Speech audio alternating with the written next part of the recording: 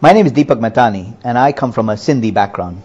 My parents were from Pakistan before partition, and at Pakistan, because they were Hindus in a very Muslim area, they had to flee Pakistan, and with less than a couple of hundred rupees came to North India, moved then to Bombay, and within 6 months my father decided, at that time he had 2 children, I'm the youngest of 5, decided that India was not the place for him to be and not a place for bringing up family.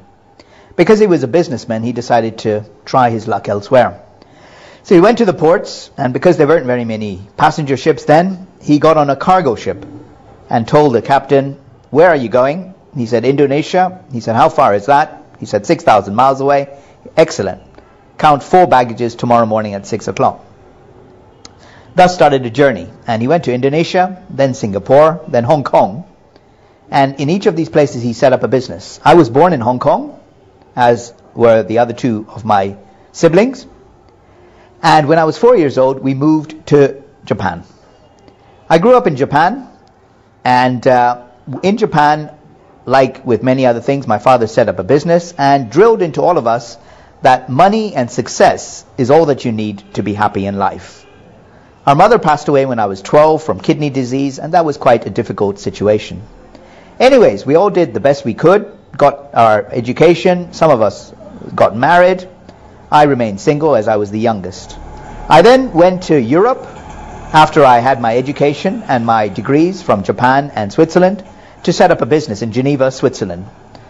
In 1981, I set up the business, and within 3 years, I took the business from 0 to 4 million pounds in electronics distribution.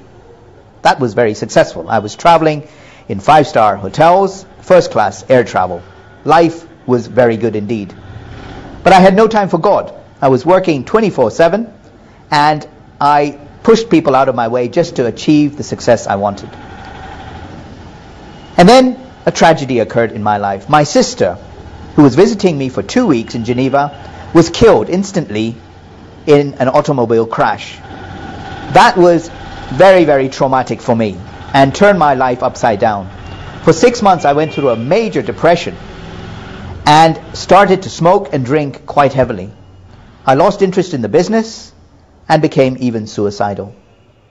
Until one day I met another Sindhi believer in Geneva who introduced me, or tried to introduce me, to his faith, the Christian God.